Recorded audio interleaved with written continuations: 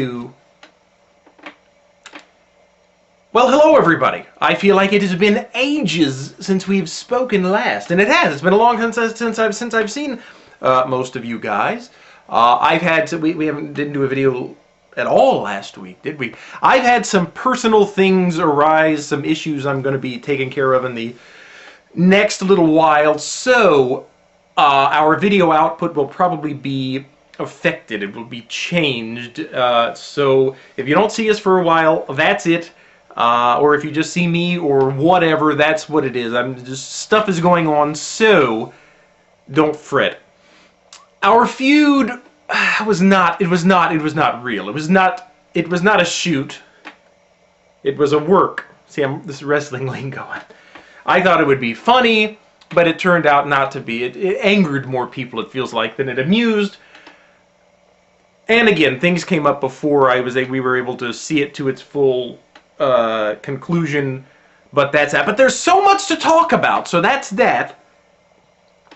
So let's get on to the show.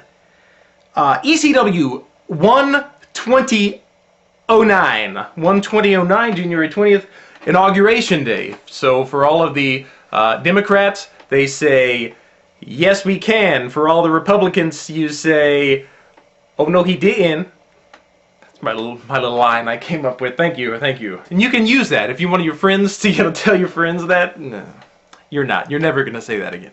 Which is good. It shouldn't be ever said again. Chicago, Illinois. CM Punk won last night, which made me very happy. It was a wonderful moment. So anyway, the show began with Matt Hardy coming out, talking about Jeff's accident. Now let's talk about Jeff's accident, because I would like everybody's opinion, if you would give me your opinion. Accident, this is what, his second or is this his third accident since becoming champion? Here's my problem. I'm afraid that they don't see Jeff. Am I falling out of the frame too much? I'm sorry, if you only see this, that's not good. You need to see this. How's the beard, by the way? It's pretty impressive, isn't it? For those of you, by the way, who compare me to Mike Knox, I have one thing to say. Thank you. That's exactly what I'm going for. I just didn't do the handlebar yet. Anyway, okay, I'm rambling, and that's why everybody sided with the hateful Chris heel and not. See, I'm doing it. So here's my question to you, for those of you who know these things or have opinions on these things. This is a bad sign for Jeff Hardy, right? I mean, this means they can't trust him to be the champion, that they have to work around him. It's almost like he becomes champion and he gets a month off, right? Because he hasn't done anything. He's been injured. Kayfabe. So I think that's a bad thing. Then out comes Jack frickin' Swagger, the new champion. And for those, and again, I saw the comments on the board. People thought that last week I didn't do a review because I was distraught. If you'll remember, if you'll go back to my last ECW review, I said it wouldn't be such a bad thing if Jack Swagger won. I would like to now retract my statement, because I am not happy that Swagger won, and I'll tell you why. When he came out, it was almost as though... The thing is, he's too new. He's too... fresh isn't the right word. He doesn't have enough history, might be the right word. There's not enough to make us really like him or hate him. Like him in real world terms, hate him in the terminology, the story, you know, the character sense. So he's just this guy, you know, and it's almost like the management wanted him to be champion, so that's why he's champion. But the audience hasn't had time to catch up. Same with Vladimir Kozlov. Somebody, conversely, who is new and probably could have shot to a championship status very quickly, Evan Bourne. So the question is, you know, what's the balance there? Why are some immediately received and some are not so much? But to me, Jack Swagger, still nothing. I still don't get him. And I really wish, if they needed a heel champion, and I guess there really is no other heel. I guess they painted themselves into a corner, because part of me thinks that Jack won so Tommy Dreamer could have a heel to defeat come June 6th, which we'll get to in just one moment. Anyway, so Matt gets angry when Jeff makes a Flames reference, and not that kind of Flames reference, people. Let's seriously, no. So they fight. Which, and it's a wrestling show, so they should fight. So I'm not condemning either one of them for Matt for his... Ricky Ortiz versus Adam Evans, a young man who was hired to lose, which is okay.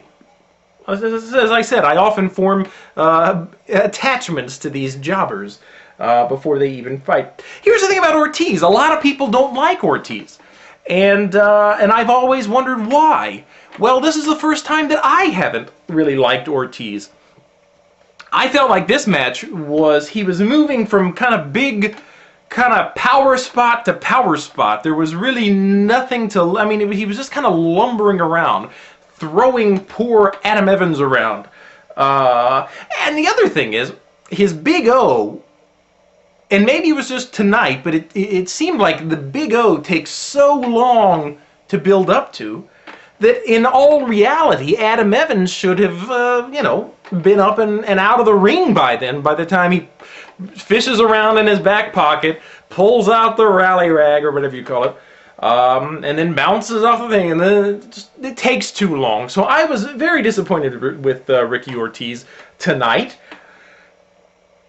At the end, he said, "Thank you, Chicago, for your support." And then he said, "Rally up," which I guess is either his new slogan, or it's a merchandise plug. You know, go to the tables out back and you can get the towel. You can get this little, you can get this washcloth for $15. Yeah, Ricky, that's a great move there. Although, honestly, if that was his idea, the rally towel, it was a good idea. I wouldn't buy one, but there are people who might, and so he could... rambling again. So we saw the Dreamer thing. Paul Burchill busted in and demanded a rematch with DJ Gabriel. And I, for one, am sick and tired of this Brit-on-Brit violence. It makes me sick.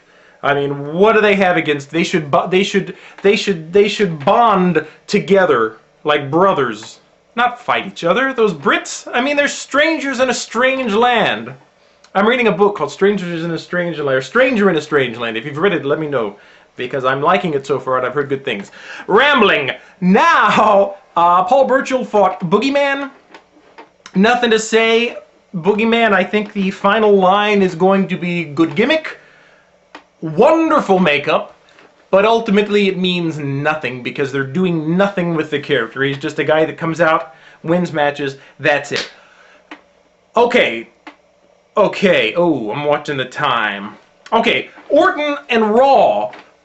And I know I'm the king of this premature turn calls, but are we looking at a face turn? I mean, the look on his face when he realized, oh my lord, what have I done to Mr. McMahon? I don't know. That's not heelish behavior, is it? Tell me what you think. Comment below. Finally, Fatal 4-Way. I think got about a minute or so. Miz, Morrison, Henry, Finlay. I thought to myself as I was watching, I'll bet you Miz turns on Morrison or vice versa. Then I said, no, they can't do that because they've got to fight Crime Time, and they're going to fight win. Did they say win? Not at the Royal Rumble, because the guys are the thing. So whenever they're going to fight for the championship, I said, no, they can't turn on each other because they got to fight Crime Time. But then they didn't really turn on each other. However, Celtic Cross to Miz from Finlay. Morrison pinned Miz, who was already incapacitated. Match is over. There was a little animosity there, as I guess there should be. I don't know. Once Miz snapped out of it. But anyway, that was that. I do have to say I'm disappointed that Swagger's debut as champion dipped the ratings below TNA's. People, we gotta pull together. Let's stand behind ECW. We cannot let TNA trump. Okay. Anyway, that's that. I think time is running out, and so I'll see you all very soon. Again, if it's not the normal outflow of videos, everything's fine. Don't worry, we'll take care of stuff. We'll be back very soon. Thank you for watching, and so long.